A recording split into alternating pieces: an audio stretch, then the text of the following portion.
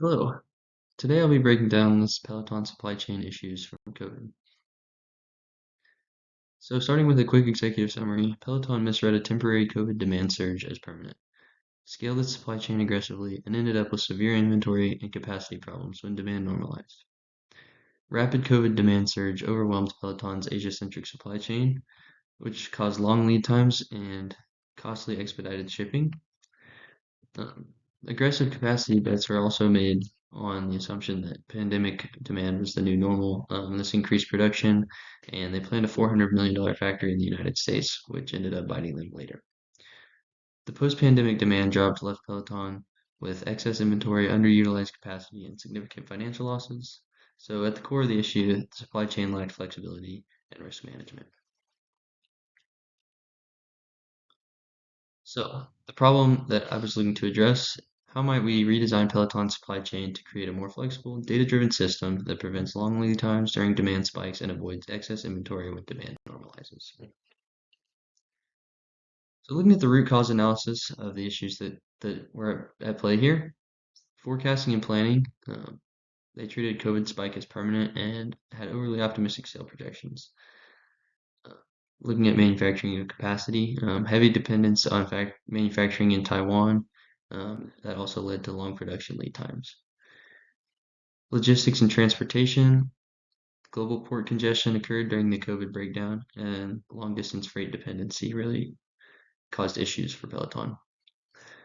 Inventory management, overproduction during the demand surge led to heavily increased inventory after the demand surge, and slow detection of demand timeline also played a role. For the leadership team, their growth-focused mindset lacked risk management, and they also recognized the demand normalization late. And then finally, external factors, obviously the COVID lockdown and recovery created demand volatility, so that created a really big spike, and then all of that demand went away really quickly as well. And then finally, the macro supply chain disruptions from COVID played a significant factor.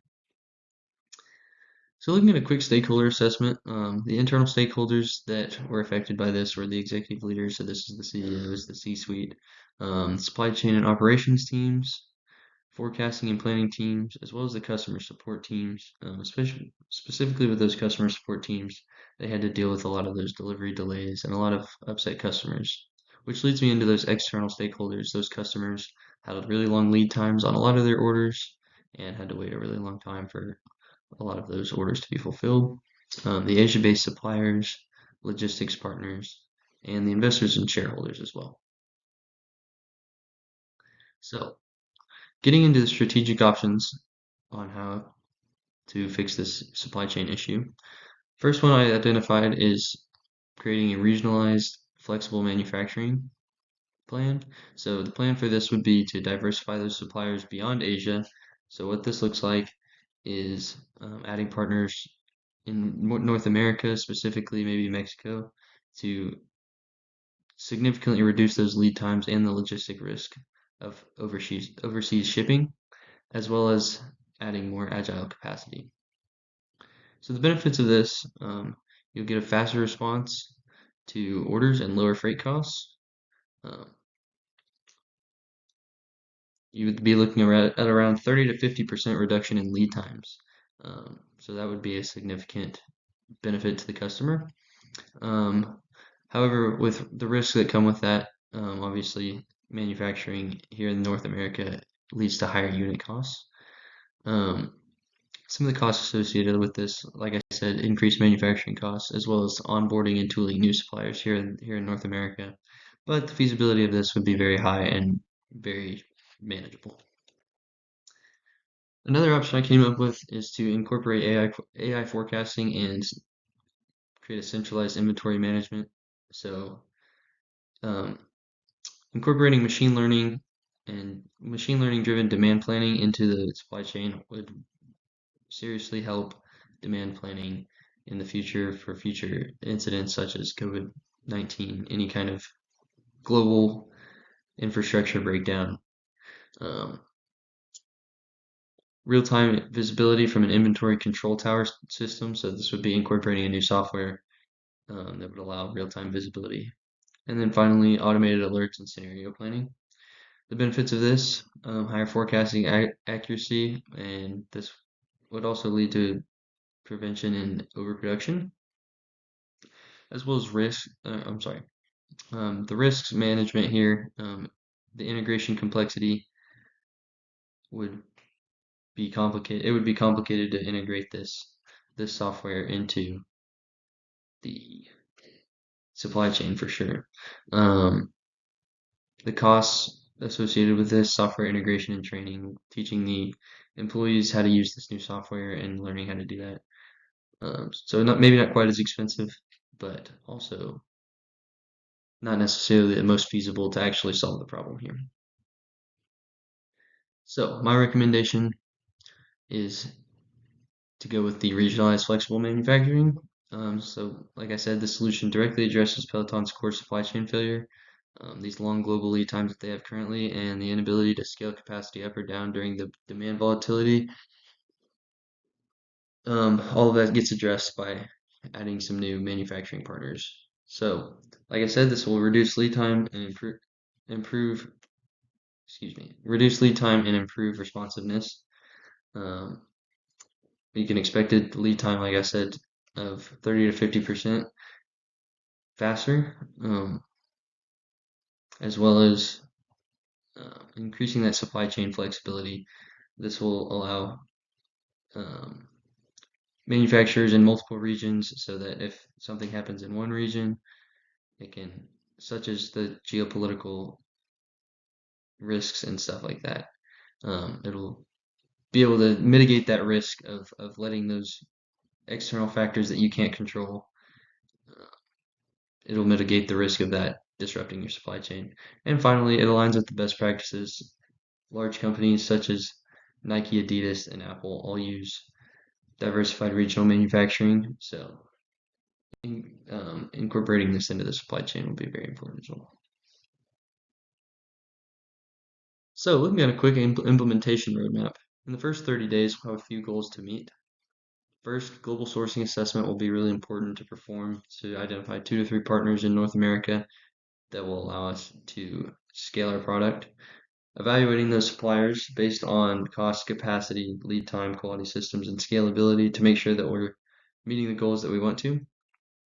Analyzing which SKUs are suitable for regional production. So this means looking at Peloton's products and knowing which ones will be suitable to produce in North America versus keeping production in Taiwan. And finally, aligning all of the internal teams to make sure that we're meeting our goals. Days 31 through 60, we'll be looking to negotiate contracts with these new suppliers, making sure that they are beneficiary to both us and our suppliers. Establishing quality standards with these suppliers is going to be really important to make sure that the quality of our product is what we would like it to be. Beginning regulatory and compliance checks for new regions. This will be really important to make sure that everything's following regulation and knowing that we are meeting all the laws and standards that are different over here versus what we currently use in Taiwan. And finally, redesigning logistic flows to make sure that everything is flowing correctly and everything is flowing efficiently. Finally, days 61 through 90, we'll be looking to launch pilot production. So start with just a few products, launching those to make sure that the supply chain is running smoothly. I'm going to track the KPIs on that pilot production to make sure that we're meeting all of our standards. Developing a full rollout plan to make sure that we are ready to fully scale this new thing based on the pilot. And finally, establishing continuous improvement loops with those new suppliers will be important to make sure that going forward nothing changes and we will still have a successful operation.